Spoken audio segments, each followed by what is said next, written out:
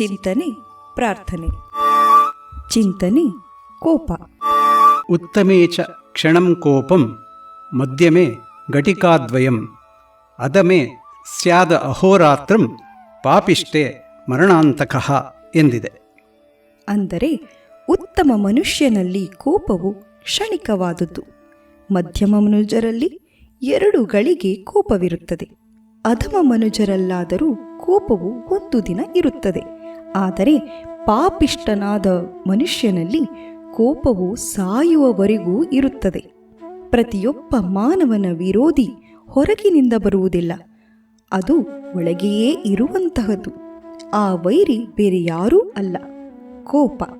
ಈ ಕೋಪವನ್ನು ನಿಯಂತ್ರಣ ಮಾಡಿದರೆ ನಾವು ಎಲ್ಲವನ್ನೂ ಸಾಧಿಸಬಹುದು. ಒಂದು ಗಾದೆ ಮಾತು ಹೀಗಿದೆ: ಬಡವನ ಕೋಪ ದವಡಿಗೆ ಮೂಲ ಎಂಬಂತೆ. ಕೋಪ ಎಂಬುದು ಪ್ರತಿಯೊಬ್ಬ ವ್ಯಕ್ತಿಯ ನೈಸರ್ಗಿಕವಾದ ಕ್ರಿಯೆ. ಸಹಜವಾಗಿ ಕೋಪ ಬಂದಾಗ ಅದನ್ನು ಹೊರಹಾಕುವುದರಿಂದ ಆರೋಗ್ಯವಾಗಿರಬಹುದು ಎಂದು ವಿಜ್ಞಾನಿಗಳು ಹೇಳಿದ್ದಾರೆ. ಕೋಪ ಬಂದಾಗ ಅದನ್ನು ಒಳಗಿಟ್ಟುಕೊಳ್ಳದೆ ಹೊರಹಾಕಲೇಬೇಕು. ಕೋಪವನ್ನು ಹೊರಹಾಕುವಾಗ ಯಾವ ರೀತಿಯಲ್ಲಿ ಹೊರಹಾಕಬೇಕು ಎಂಬುದು ಪ್ರಮುಖವಾಗಿರುತ್ತದೆ. ಕೋಪವನ್ನು ಹೊರಹಾಕುವಿಕೆಯನ್ನು ಅರಿತುಕೊಳ್ಳಬೇಕು. ಕೋಪವನ್ನು ಹೊರಹಾಕುವಾಗ ಇತರರಿಗೆ ನೋವನ್ನು ಉಂಟು ಮಾಡಬಾರದು. ನಮ್ಮ ಕೋಪಕ್ಕೆ ನಾವೇ ಕಾರಣರಲ್ಲವೇ?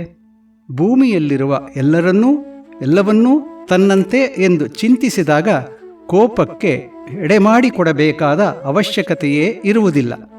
ಹಿರಿಯರು ನಮಗೆಲ್ಲ ತಿಳಿಸಿದಂತೆ ಒಂದು ಮಾತು ನೆನಪಿಗೆ ತರುತ್ತೇನೆ: ಕೋಪ ಬಂದಾಗ 1 ರಿಂದ 10 ಎಣಿಸು ಎಂಬುದು. ಇದರಿಂದ ನಮ್ಮ ಕೋಪಕ್ಕೆ ಕಾರಣವನ್ನು ಹುಡುಕುವಷ್ಟು ಸಮಯ ಉಂಟಾಗಬಹುದು. ಅಷ್ಟರಲ್ಲಿ ನಮ್ಮಲ್ಲಿ ಬದಲಾವಣೆಯೂ ಆಗಬಹುದು. ಕೋಪ ಬಂದಾಗ ಇನ್ನೊಬ್ಬರ ಮುಂದೆ ಎದುರು ಹಾಕುವ ಬದಲು ನಾವು ಆ ಸ್ಥಳದಿಂದ ಹೊರ ನಡೆಯಬೇಕು, ಮೌನವನ್ನು ವಹಿಸಬೇಕು.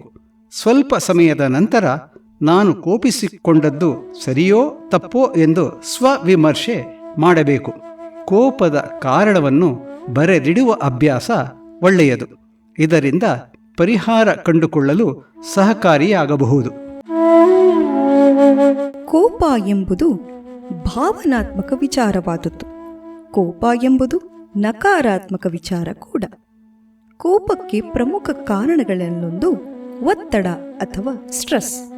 ಒತ್ತಡದ ನಿಯಂತ್ರಣವನ್ನು ಮಾಡುವ ಅಭ್ಯಾಸ ಮಾಡಿದ್ದಲ್ಲಿ ಕೋಪವನ್ನು ನಿಯಂತ್ರಿಸಬಹುದು. ಕೋಪ ಮಾಡಿಕೊಳ್ಳುವುದರಿಂದ ಲಾಭಕ್ಕಿಂತ ನಷ್ಟವೇ ಹೆಚ್ಚು, ಸುಖಕ್ಕಿಂತ ದುಃಖವೇ ಹೆಚ್ಚು. ಕೋಪ ಎಂಬುದು ಮನುಷ್ಯನ ದೊಡ್ಡ ಶತ್ರು. ಮನುಷ್ಯನು ಕೋಪ ಬಂದ ಸಂದರ್ಭದಲ್ಲಿ ತನ್ನ ತನವನ್ನು ಕಳೆದುಕೊಂಡು ಮಾಡಬಾರದ್ದನ್ನು ಮಾಡಿ ಅನಂತರ ಪಶ್ಚಾತ್ತಾಪ ಪಡುತ್ತಾನೆ. ಅಷ್ಟರಲ್ಲಿ ಆಗಬೇಕಾದ ನಷ್ಟ ಆಗಿ ಹೋಗಿರುತ್ತದೆ. ಅದಕ್ಕೆ ಒಂದು ಶ್ಲೋಕ ಈ ರೀತಿ ಇದೆ: ಯಹ ಸಮುತ್ಪತಿತಂ ಕ್ರೋಧಂ ಕ್ಷಮಯೈವ ನಿರಸ್ಯತಿ ಯಥೋರಗಸ್ತ್ವಚಂ ಜೀರ್ಣಾಂ ಸ ವೈ ಪುರುಷ ಉಚ್ಯತೆ.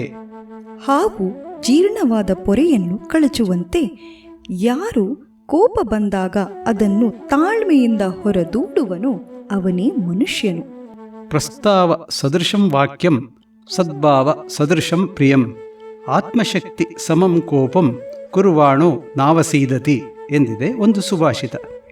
ಅಂದರೆ ಸಂದರ್ಭಕ್ಕೆ ತಕ್ಕ ಮಾತು, ಸ್ನೇಹಕ್ಕೆ ತಕ್ಕ ಸತ್ಕಾರ, ತನ್ನ ಶಕ್ತಿಗೆ ತಕ್ಕಂತೆ ಕೋಪ ಮಾಡುವವನು ಎಂದೂ ಅವಸಾನ ಹೊಂದುವುದಿಲ್ಲ.